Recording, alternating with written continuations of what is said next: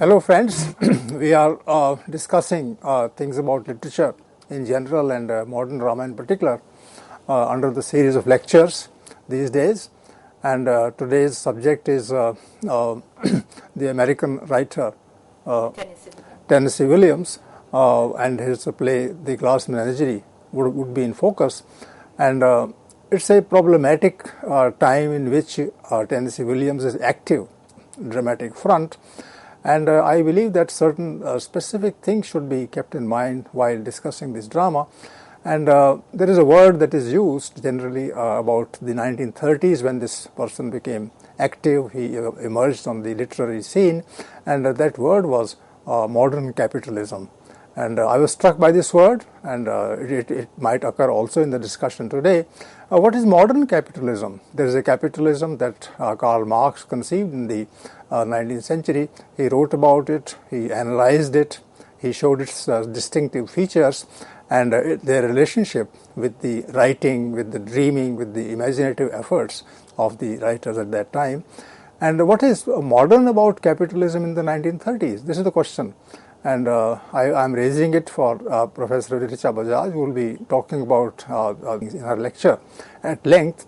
And I begin by asking her the question as to what modern capitalism is, whether it is self-conscious, whether it also has at its back, the fear of thorough change, a kind of revolution that might occur, and it has to be circumspect.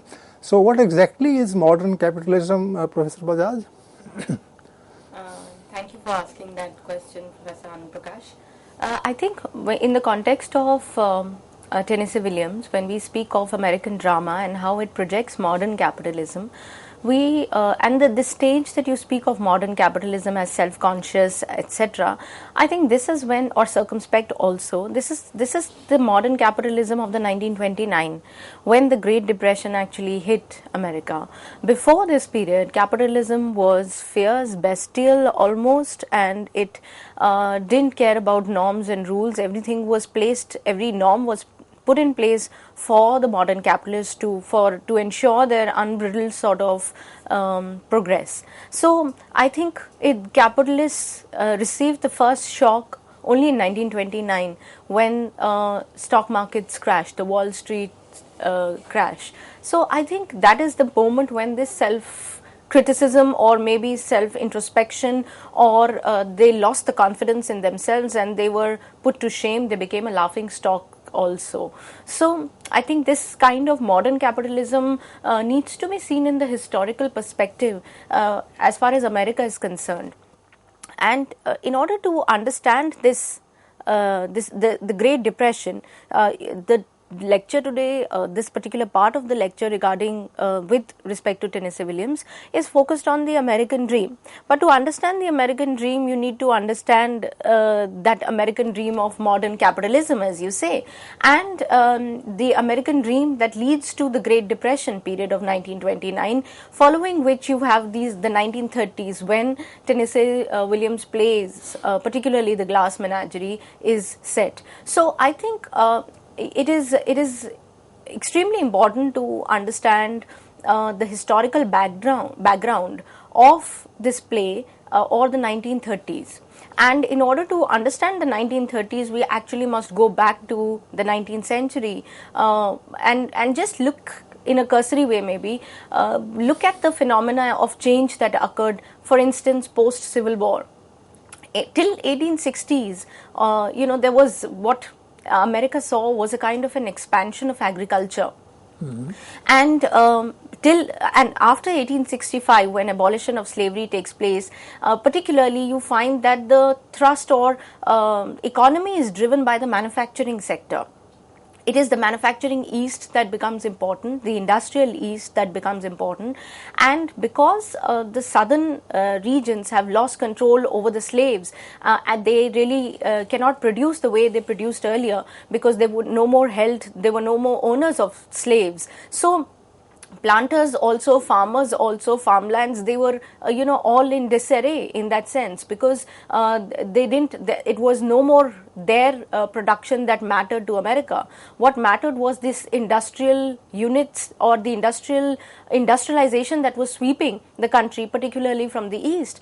And so you find that how in the 19th century America actually turns from an agricultural country to an industrial country. So how from an agriculturally rich country it becomes the manufacturing hub in the period post 1860s. And this is the period of growth of capitalism also, that how and you can already see that by 1880s and 90s there is a fierce struggle between the workers and the capitalists, between the haves and the have-nots. And there are already a lot of speculation that is already come up, and you find that by the turn of the century already America has these manufacturing units in place, which has centers of science and scientific inventions are taking place over there, and as part of equipment in a machinery. So industries would have scientific laboratories where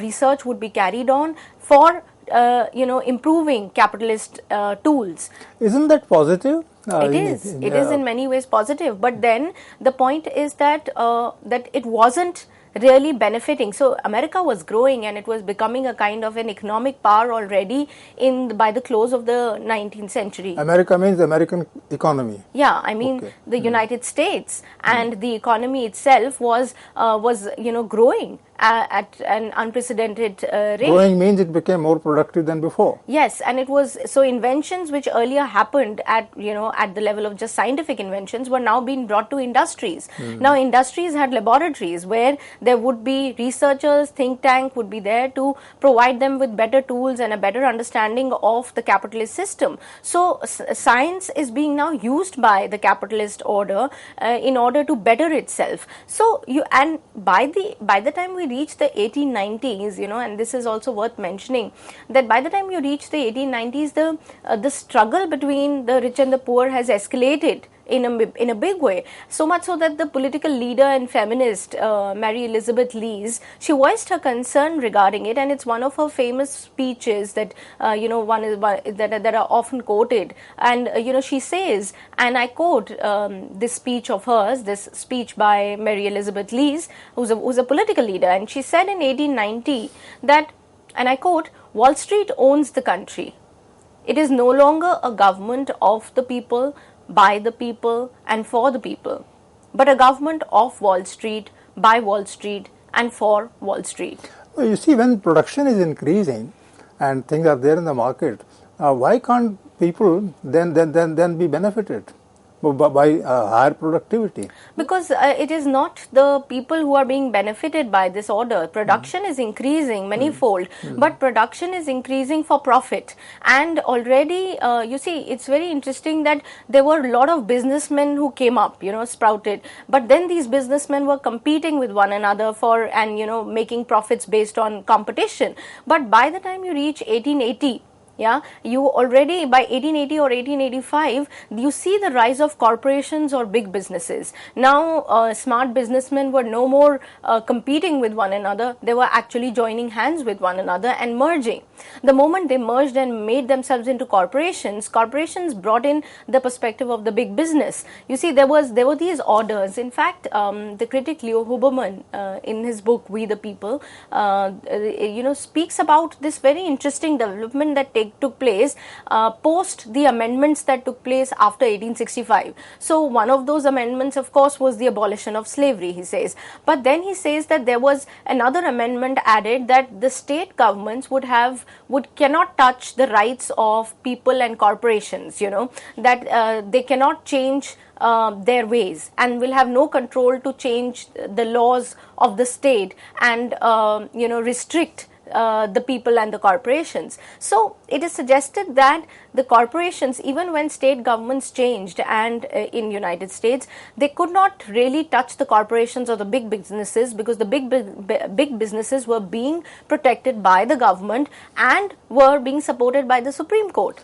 So in many ways you find that production was turning not people-centric, but in the hands of the few people. As Are you saying that there was a production glut in the market at that time? So yeah, the production was at production was increasing. Shops were full. Yes, production. So that is the next step actually. So once the capitalists are producing for profit and they are making for profit, they're producing so much that it must be sent out now. So Americans have they turn into also exporters, right? So the American economy is also turning imperialistic in this stage, because it now must find new markets for its goods and produces. So it is finding new undeveloped nations or semi-developed nations, and finding those nations and sending their own materials or their own products.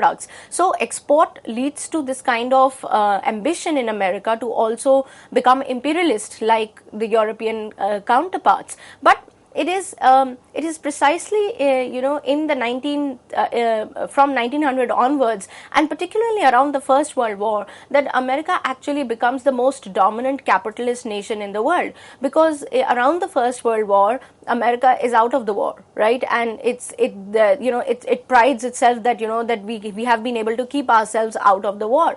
But then it is providing arms and ammunitions to all the other countries who require them. It is very gladly producing all the materials that the war requires, and because production at home is anyway happening at an unparalleled stage, they're ready to send materials outside, and very soon it becomes a global power. What is the link between this kind of a social condition and literature? Yes. So, as I was saying, that you see, Tennessee Williams' play, The Glass Menagerie, is set in the Depression years, the Great Depression years of the 1930s. Now, Depression is that there is a glut in the market, there are lots of goods, but there are no buyers. There are no buyers, and finally the production also stops. Because there are no buyers. There are no buyers. Right. So because the stock markets crashed and the banks crashed, and banks were people had lost in millions, people had lost jobs, there were no bread at home, so there were bread lines that were there. So people were picking up food from garbage. It was that kind of a situation that we are looking at in the 1930s. You are calling this the Great Depression? I'm saying that 1929, particularly October 1929 onwards in America, the stock markets crashed, and they crashed in a very big way, like at an unprecedented rate and speed.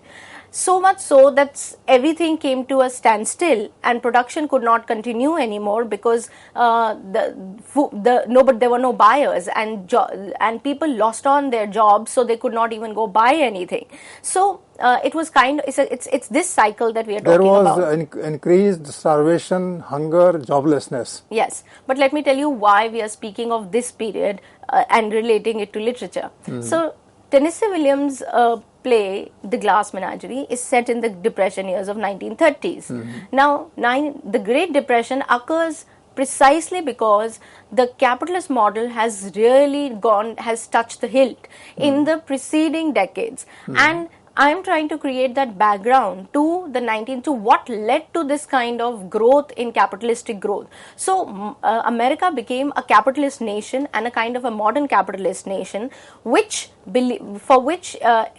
were no state controls. All the controls were in the hands of the corporations and the big businesses, and because once they fell, then it became uncontrollable. And it was this kind of peak of progress that we call the American dream, right? And it is this. What is the American dream? Yeah, so I'll come to that. But so I'm just trying to tell you how this is connected to the play, The Glass Menagerie. So the Glass Menagerie is set in 1930s, which is a result of the 1910s and the 1920s. And I'm exactly talking about the period which has led to the first and the second decades of the 20th century. You mean the family structure will be under pressure? Relationships will also break, and that there is a kind of sadness, disappointment, anger, disenchantment. Right. That's what literature will capture. Yeah. Okay. So beginning from this particular point, where I say that when there is a political leader out there talking to farmers and the workers that Wall Street owns the country and it is no longer a government of the people, by the people and for the people, but the government of Wall Street, by Wall Street and for Wall Street, then she has underlined this point that that it is the big business that controls the state of life in the United States of America. It is no more people centric, and she goes on to say, and I quote, that the great common people are the slaves and monopoly is the master. The West and the South are bound and prostrate before the manufacturing East. Money rules.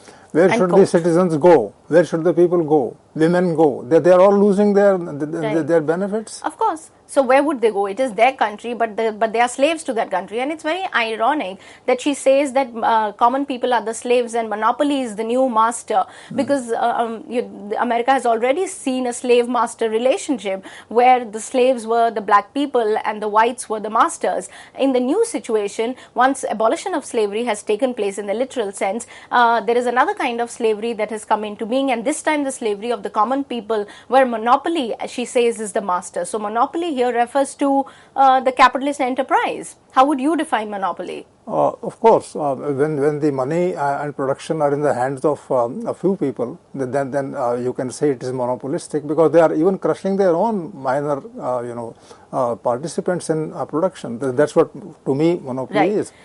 But when these things occur, and the way you are explaining, did people understand it this way? Was there social awareness? At least Tennessee Williams did. And Tennessee Williams was trying to project it in literature. And it's very interesting because he says that you cannot put a life as it is on stage. You must change it, transform it, exaggerate it, give it another form for it to make sense and to be able to bring that kind of organic unity that exists between reality, truth and life. He says to be able to bring it on stage, you need to transform it and change. Now, on the one hand, I mean, it appears unconnected, as I get from your point, that maybe it's all unconnected, and did people understand? So here is a political leader who's talking about slavery and monopoly as the master, and she says finally that money rules. Right. Now, she says money rules, and think of this character in the Glass Menagerie, Jim, who is, according to Tom, the only person who symbolizes the real world, outside world. And Jim in the Glass Menagerie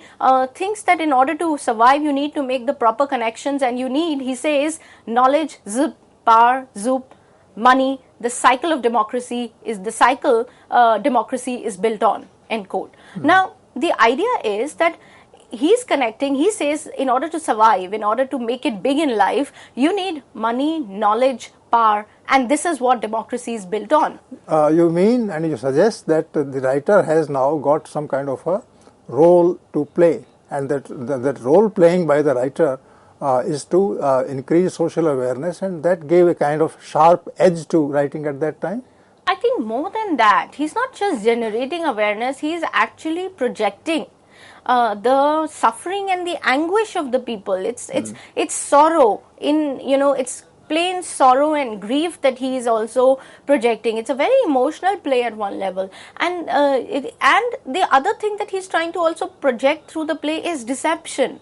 There is this character Amanda, who in the play says deception, deception, and she is very melodramatic in that moment, and yet you cannot help thinking that this is what the playwright has thought, that this is what the country, there's a national myth of the American dream that has been given to the people of progress, and the idea that people have been deceived. Amanda has been deceived, and when she says deception, deception in the play, obviously the point of deception is that her daughter has not told her the truth, that she's not been going to a business school but spending her time in the parks and in the zoos and in the art museums, and so she's angry about it. But the larger question is that the people have been deceived in the government that made them believe in the idea of progress and gave them dreams and gave them hopes that their lives would be better, and all they saw was utter deprivation and privation, and so much that they could not in fact spin their heads around it. I mean,